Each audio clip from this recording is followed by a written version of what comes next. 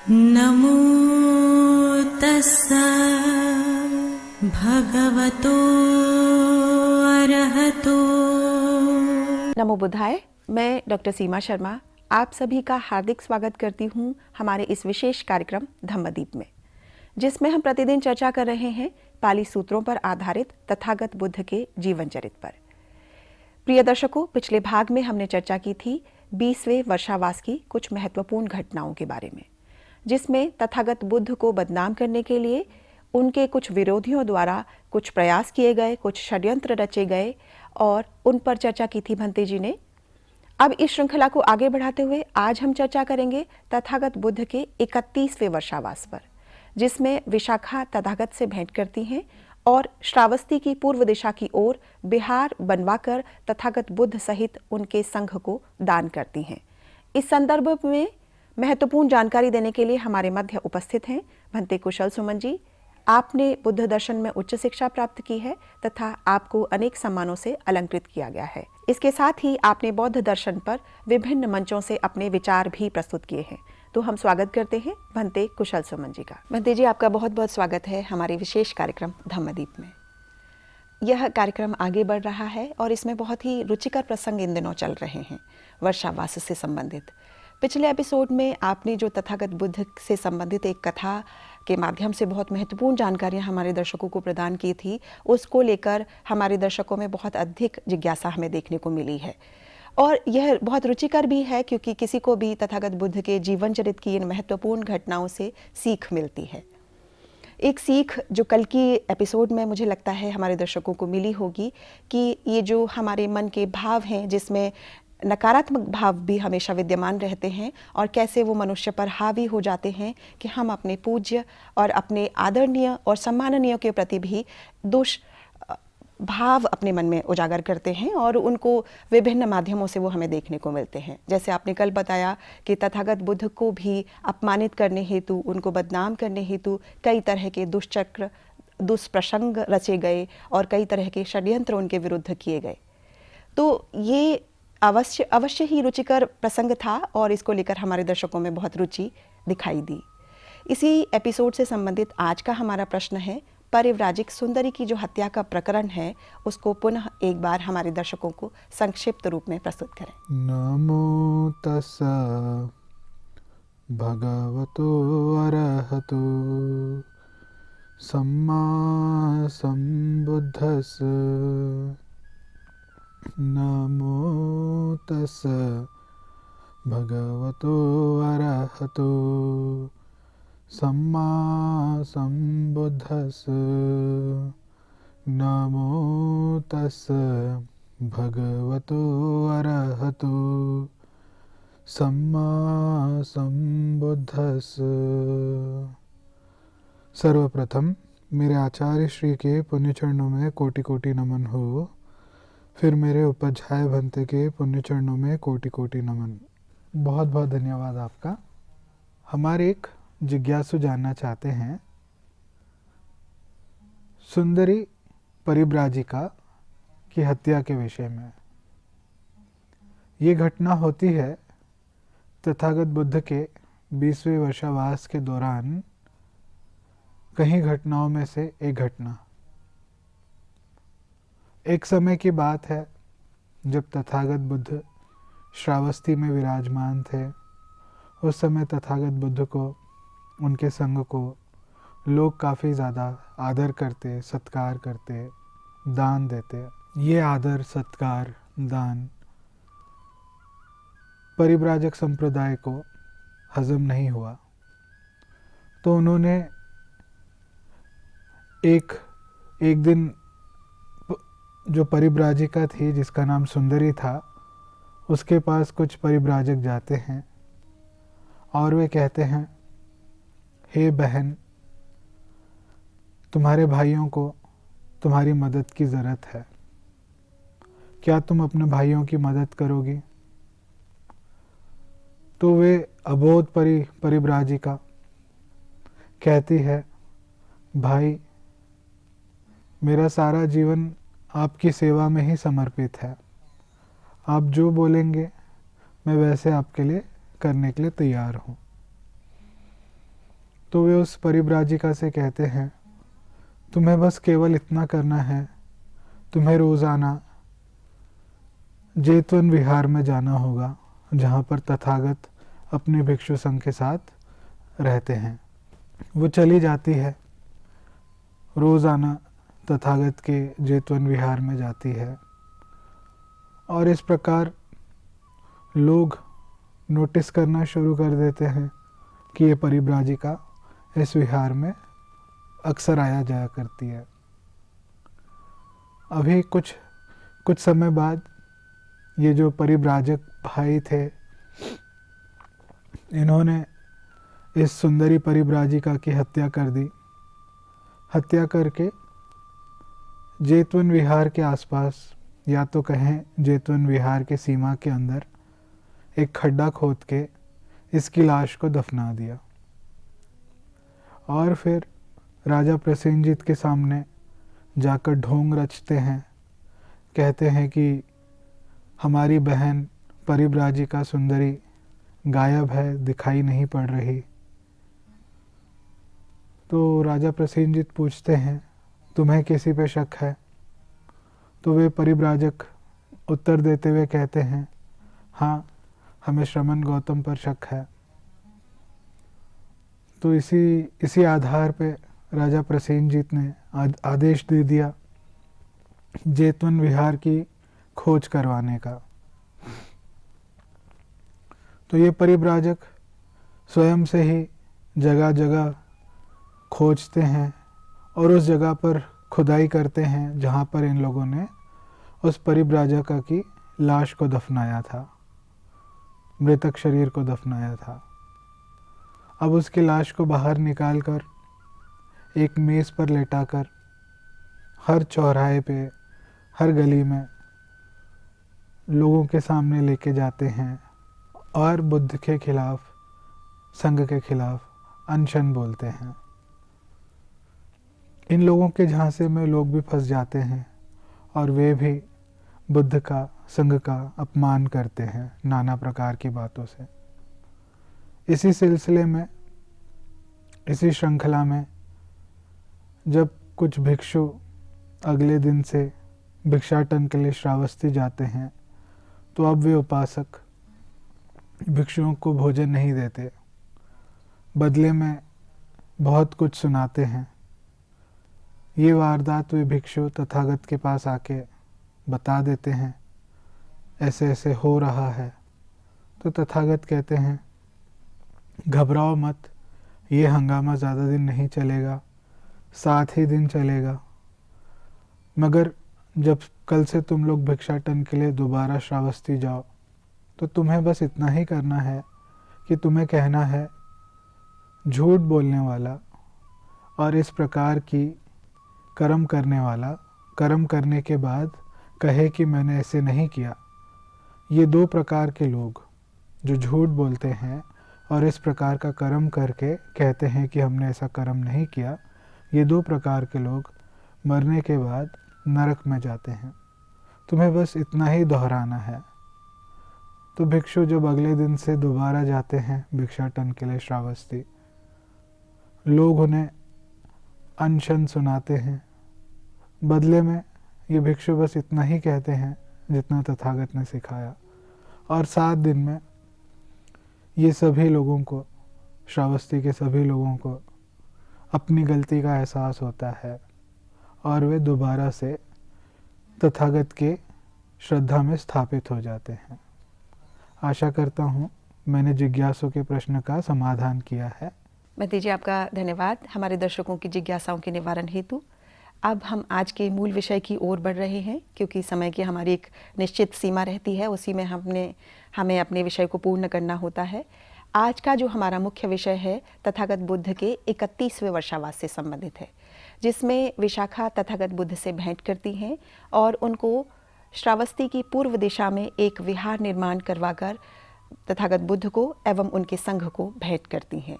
यह क्या प्रकरण था, कृपया इस पर विस्तार से हमारे दर्शकों को बताइए। दर्शकों, कल के एपिसोड तक हमने चर्चा की तथागत बुद्ध के 20वें वर्षावास तक की कुछ घटनाओं के बारे में।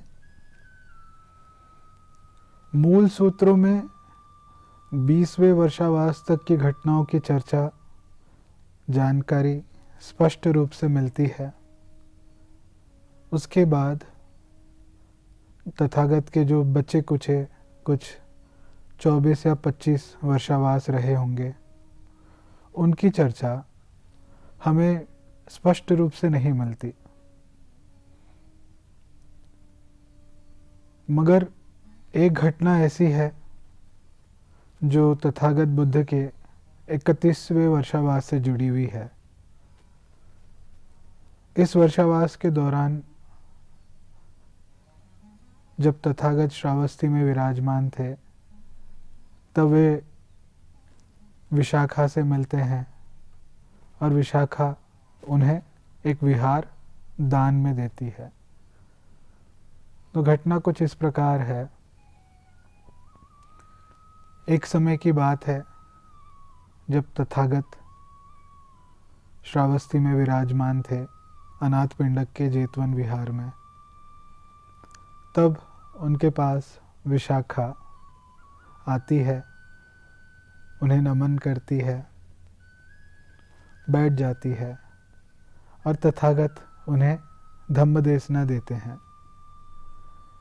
धम्मदेशना के बाद विशाखा तथागत को, संघ को अगले दिन अपने घर भोजन पे आमंत्रित करती है। तथागत मुस्कुराकर अपनी स्वीकृति दे देते हैं और तथागत को वे नमन करके वहाँ से चले जाती है। उस दिन बहुत तेज़ी से, ज़ोरों से बरसात हो रही थी। तो तथागत ने भिक्षुओं से कहा, ये इस ऋतु की अंतिम बारिश है, तुम सभी भिक्षु जाके इस बारिश में अपने बदन को भिगो लो। तथागत से अनुमति पाके सभी भिक्षु एक बाग में भीगने चले जाते हैं।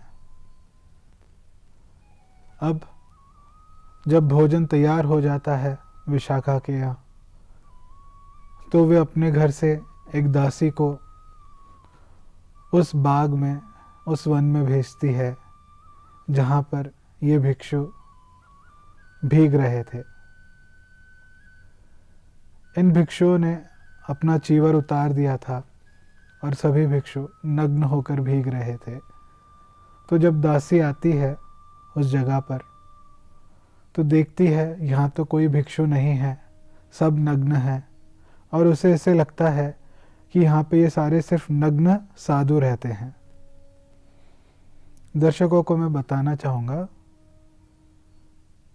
बुद्ध के समय, जिसे मैंने आपको पिछले एपिसोड में भी बतलाया था, बुद्ध के समय कई और परंपराएं हुआ करती थी। तो उनमें से एक परंपरा नग्न साधुओं की भी हुआ करती थी।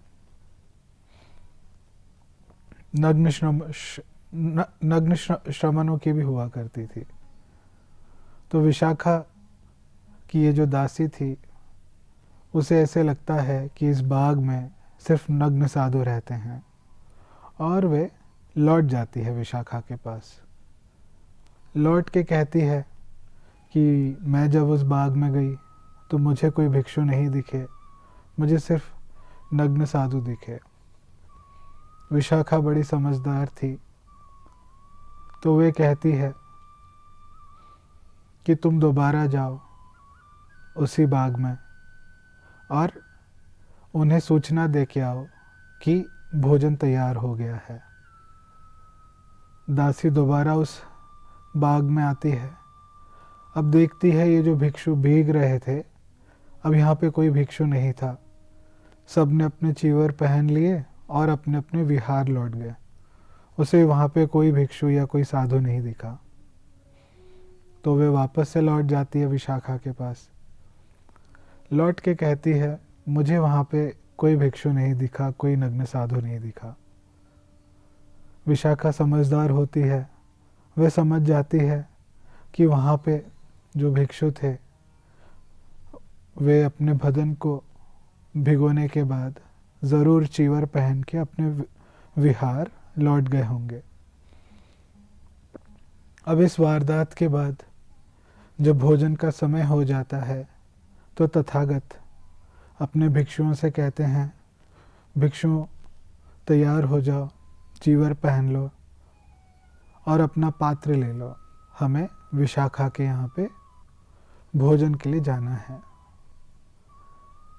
सभी भिक्षु तैयार हो जाते हैं और तथागत अपने विहार से, जेतवन विहार से अंतर्धान होके, गायब होके विशाखा के गेट के पास आ जाते हैं। विशाखा तथागत को और उनके भिक्षु संघ को देखकर आश्चर्यचकित होती है। आश्चर्यचकित इसीलिए होती है क्योंकि जो वर्षा लगातार चल रही थी, बारिश लगातार हो रही थी, उसके कारण घुटनों तक पानी हर जगह पर भर चुका था। इसके बावजूद तथागत और उनके भिक्षु संघ के बदन पे पानी का एक बूंद नहीं था, उनके चीवर पर पानी का एक बूंद नहीं था। वे देख के बहुत खुश होती है और फिर तथागत को, उनके भिक्षु संघ को आदरपूर्वक आसन पर बिठाकर भोजन खिलाती है और भोजन खिलाने के बाद 8 चीज़ों की आग्रह करती है। तो पहली आग्रह विशाखा की इस प्रकार होती है, कहती है, तथागत जब तक मेरी अंतिम सांसें चले तब तक मैं भिक्षु संघ को वत्स साटिक दान देना चाहूँगी। दर्शकों, वत्स साटिक उसे कहते हैं जो वर्षावास के दौरान भिक्षु जो वस्त्र का इस्तेमाल करते हैं, खास करके नहाने के दौरान, उससे वत्स साटिक कहते हैं। तो वे कहती है, मेरी जब तक सांसें चलेंगी तब तक मैं भिक्षु संघ को वत्स साटिक दान देना चाहूँगी। दूसरी आग्रह करती है, जब तक मैं जीवित हूँ तब तक कोई ऐसा भिक्षु जो एक जगह से दूसरी जगह के लिए यात्रा पे निकला हो और श्रावस्ती से होता हुआ गुजरे, तो वे सदैव मेरे पास भोजन के लिए आमंत्रित है। और तीसरी आग्रह इस प्रकार करती है कि कोई भिक्षु अगर श्रावस्ती से कहीं और के लिए पधार रहा हो या प्रस्थान कर रहा हो, तो भी वे मेरे पास से भोजन ग्रहण करके जा सकता है। फिर चौथी आग्रह इस प्रकार करती है, कोई भिक्षु बीमार हो तो उसको उस समय भोजन जो चाहिए होगा वो मेरे पास से ग्रहण कर सकता है। पांचवी आग्रह इस प्रकार करती है, कहती है, उस बीमार भिक्षु की जो मदद कर रहा हो, देखभाल कर रहा हो,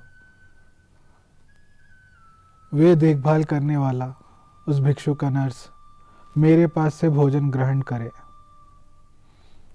ये हो जाते हैं 5। और छठवा होता है, किसी बीमार भिक्षु को कभी किसी औषधि की ज़रूरत पड़े तो वे मेरे पास से ले सकता है। और 7वीं आग्रह इस प्रकार होती है, मेरे पास निरंतर हमेशा दलिया बना रहेगा, कभी भी कोई भिक्षु चाहे आके ग्रहण कर सकता है। और आखिरी आग्रह, 8वीं आग्रह इस प्रकार करती है, जब तक मेरी अंतिम सांसें हैं तब तक मैं भिक्षुनियों को वर्ष साटिक दान देना चाहूँगी। वत्स साटिक, बारिश के दौरान पहने जाने वाला वस्त्र, वे भिक्षुनी को दान देना चाहती हैं।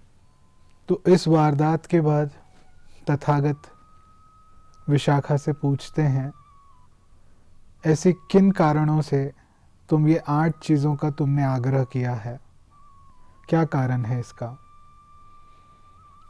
तो वे तथागत से कहती है, तथागत जब मैंने पहली आग्रह की आपसे कि जब तक मेरी सांसें चले तब तक मैं भिक्षुओं को वस्त्र साटिक दान देना चाहूँगी। वर्षावास के दौरान पहना जाने वाला वस्त्र वो दान देना चाहूँगी।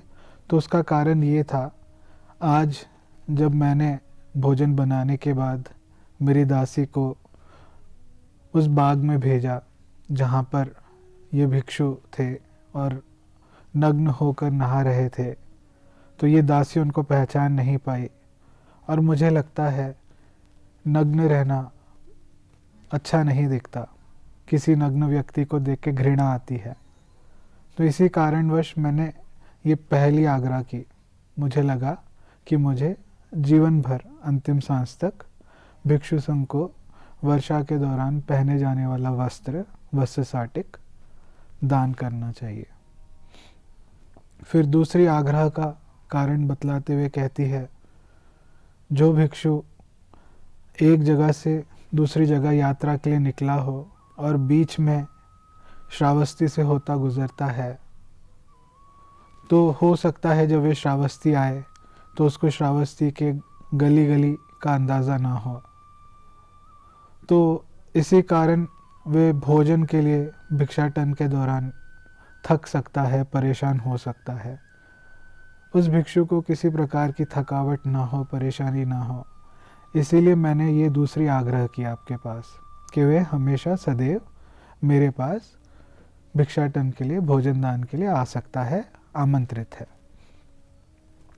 तीसरी आग्रह, कोई भिक्षु इस गांव से किसी और जगह के लिए प्रस्थान कर रहा हो, तो हो सकता है उसकी गाड़ी छूट जाए या और कुछ कारण हो सकते हैं, जैसे कि वे समय पे अपनी जगह पे नहीं पहुंच पाए, तो उसको इस तरह की तकलीफ़ ना हो, तभी भी वे मेरे पास भोजन ले सकता है, सदैव आमंत्रित है। फिर चौथी आग्रह के कारण बतलाते हुए कहती है,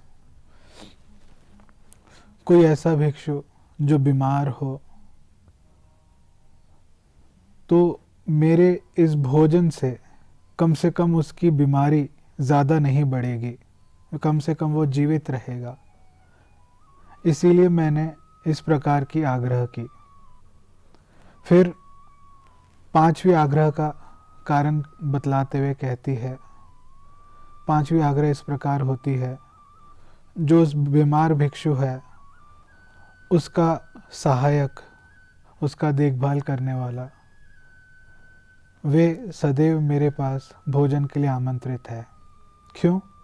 क्योंकि अगर ये अपने भोजन के लिए अलग अलग जगहों पर भिक्षाटन करेगा, तो हो सकता है कि ये उस बीमार भिक्षु को समय पे भोजन नहीं दे पाए, जिसके कारण से विनय के नियम का उल्लंघन हो सकता है। तो इसी कारण मैंने इस आग्रह की भी आपके सामने फरियाद रखी।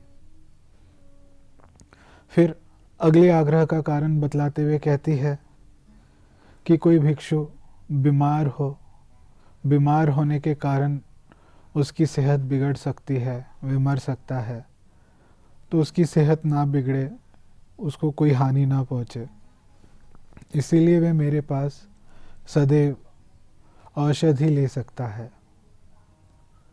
ये थी विशाखा की छठवीं आग्रह। और सातवीं आग्रह इस प्रकार होती है, कहती है मेरे पास निरंतर दलिए की सप्लाई रहेगी। कोई भिक्षु मेरे पास चाहे दलिया आके खा सकता है।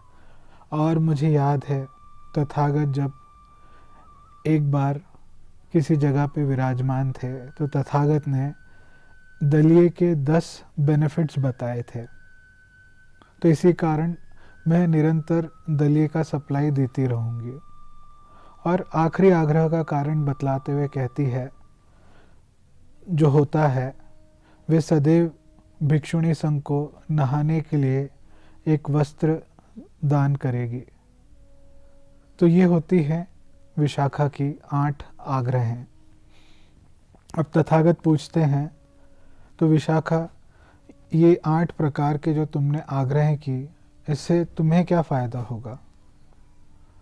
तो विशाखा उत्तर देते हुए कहती है, तथागत जब कभी मुझे पता चलेगा कि किसी भिक्षु को या किसी भिक्षुणी को मेरे इन दिए हुए दान से उसको सहायता मिल रही है, तो बस इतना जान के ही मेरे मन को आनंद प्राप्त होगा, बस इतना ही।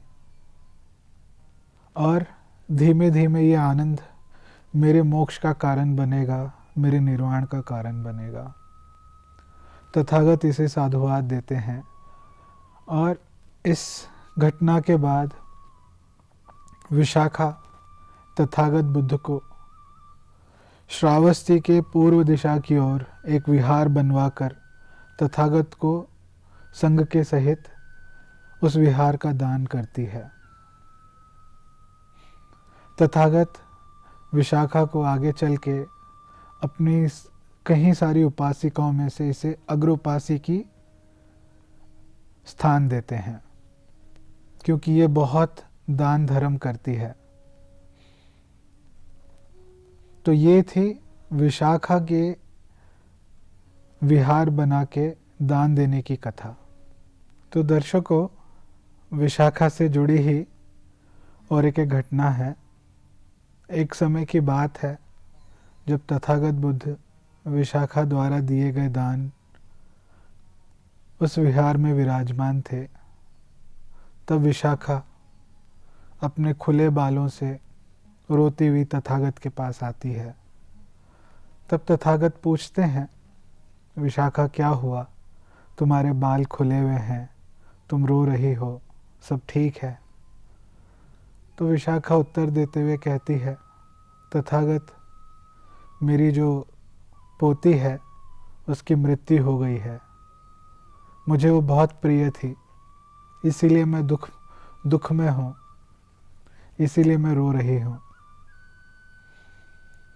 तो तथागत पूछते हैं विशाखा से, तो विशाखा बताओ, इस श्रावस्ती में जितने लोग हैं, क्या तुम चाहती हो कि तुम्हारे पास इतने पोता पोती हो, इतने बच्चे हों? विशाखा कहती है, हाँ, मैं चाहती हूँ कि इस श्रावस्ती में जितने लोग रहते हैं मेरे पास उतने पोता पोती हों, बच्चे हों। फिर तथागत पूछते हैं, तो ये बतलाओ कि एक दिन में श्रावस्ती में कितने लोगों की मृत्यु होती है? तो विशाखा कहती है, कभी 10 लोगों की मृत्यु होती है, कभी 8 लोगों की, कभी 7, और ये सिलसिला कभी नहीं रुकता, रोज कोई ना कोई मरते रहता है। तो तथागत कहते हैं, फिर तो तुम रोज रोती रहोगी, क्योंकि रोज तुम्हारे कोई ना कोई पोता पोती मरते रहेंगे, कोई ना कोई बच्चे मरते रहेंगे। विशाखा को होश आ जाता है। वह कहती है, बस कोई पोता पोती नहीं चाहिए, कोई बच्चे नहीं चाहिए। फिर तथागत कहते हैं, किसी के 100 प्रियजन हैं तो उसके 100 दुख हैं, किसी के 90 प्रियजन हैं तो उसके 90 दुख हैं।